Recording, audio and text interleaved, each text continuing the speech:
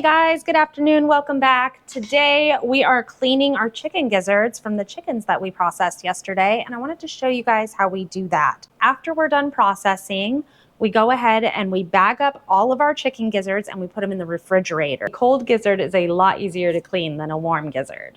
So I'm just going to slice around the gizzard with a sharp knife. For those of you asking, this is an outdoor edge razor knife. It has razor blades that are replaceable. I'm not good at sharpening knives, so that's how I do it. Anyways, we're just going to open up the gizzard here. And inside of a gizzard is actually pretty cool because it is full of tiny little rocks that act as the chicken's teeth, because a chicken does not actually have teeth like you and I do. So the food goes down the chicken's throat and into the crop. The crop moistens everything up, and then it goes into the glandular stomach where it gets a whole bunch of stomach acid added to it and digestive enzymes, stuff like that. And then it moves into the gizzard here, and that is where the real breakdown begins with all these little rocks. And it just crushes the food before it moves on into the intestines. But look at how crushed that is. That's amazing. Anyways, we want to get that out of there, and we want to remove this lining here. So we're going to grab on here and just start pulling. And this is the part that makes a difference. When the gizzard is warm, this part is really hard to pull out, but when the gizzard is cold, it comes out fairly easily. There we go. So that is a clean gizzard there. We just need to rinse everything off of here, and then it's ready to cook and eat or throw in the freezer and save for later. These are the chicken feet that we saved from butchering a couple of days ago. And as you can see, some of the skin is still attached. When we put it through the plucker, it gets most of the skin off, but there is still some that we have to remove, and we also have to remove these nails. So let me just show you how I do that. For the nails, I kind of pinch at the top and pull, and it comes right off. And then I get the rest of the extra skin off, and then this is what a completely clean chicken foot looks like. Pretty cool, huh? So I'm going to clean these, and then I'm going to show you what I put in my broth. All right, the feet are all cleaned up, and now I'm just going to rinse them off, and we're going to cut up some veggies and get our broth started. All right, so for my bone broth, I don't ever measure anything. I just throw in whatever veggies I have in the refrigerator and a little apple cider vinegar and call it good. So today we are throwing in a whole onion here.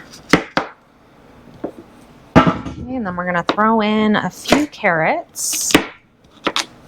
I'm just leaving it in chunks because we are going to strain this in the end.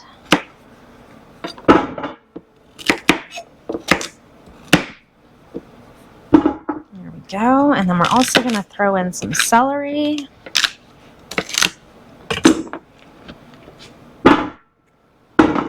All of our feet.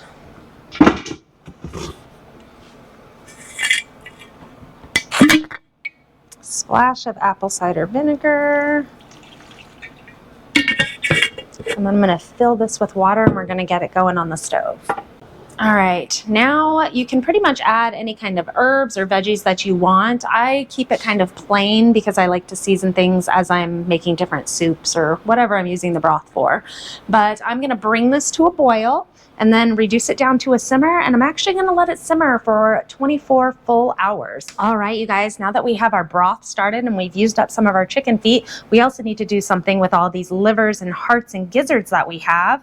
And this time we are going to run them through our freeze dryer and make dog treats for Maple and Fig and Ranger and Luna. And they will absolutely love them. Now, Maple and Fig, they did already get a whole bunch of raw livers. They were in heaven when they received those. But this way, we can keep them in a jar on top of our fridge, and we can give them a treat whenever we want to and not worry about freezer space or refrigerator space. Yeah, so I'm just piling them onto our freeze dryer trays here. I'm assuming they're probably going to take a couple days. I actually have not freeze dried anything like this before. Normally, we just freeze them and then slowly feed them to our dogs, or add them into as ground meat into like ground beef or ground venison. Just anywhere I can sneak them in because I do not like the taste of these. The hearts are great. I do like the hearts. It's just the texture that gets me. Broth has been simmering on the stove for the last 24 hours. Look at that beautiful fat floating on the top there. Let me show you what it looks like here. Look at how broke down these bones are. Look at that. Oh, I dropped it. Pretty crazy. So what I'm doing is I'm ladling this into mason jars, and I'm going to run them through my pressure canner so that we can have this beautiful shelf-stable collagen-rich broth to use anytime we want during this winter. So I'm filling my jars. You want to leave 1 inch of headspace.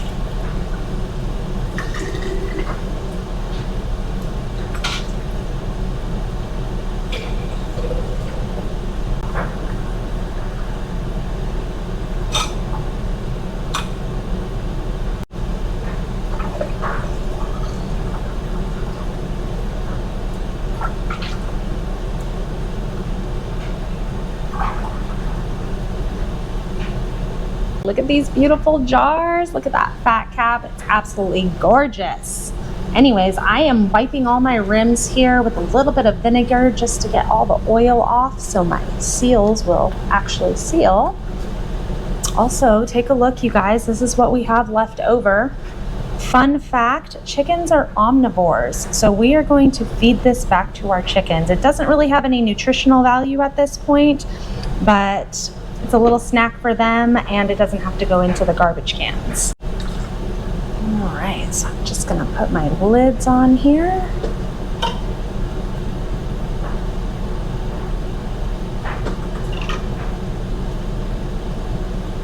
There we go. Gonna add our bands. Just want these finger tight.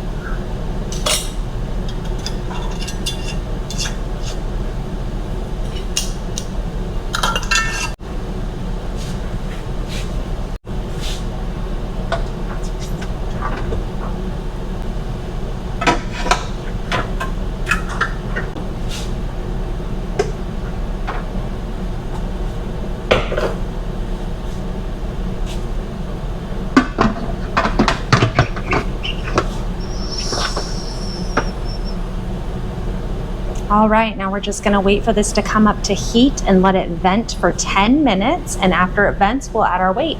All right, I'm not sure if you guys can see this on camera. Steam is venting here, and it has been venting for the last 10 minutes, so it's time to put our weight on. So we are processing quarts today, so we are gonna process these at 10 pounds of pressure for 25 minutes. Now, because I'm at a higher altitude, that has to be adjusted, and we're gonna actually use 15 pounds. So I'm just gonna put the weight on here. There we go. Now we just need to wait for this to come up to pressure. Okay, when your pressure canner reaches the correct pressure, the weight will start jiggling consistency like this. And you can also look at the gauge here. We are up to 15 pounds of pressure. So we're gonna set our timer for 25 minutes. I'm also gonna adjust my heat so that we can stay at this pressure. All right, we're just gonna let these process for 25 minutes, and then we're gonna remove them from the heat. Our timer just went off, so we are gonna turn off our stove and remove this from the heat. All right, now we're gonna let the pressure come down naturally, and then we'll take our jars out. All right, our broth is done pressure canning.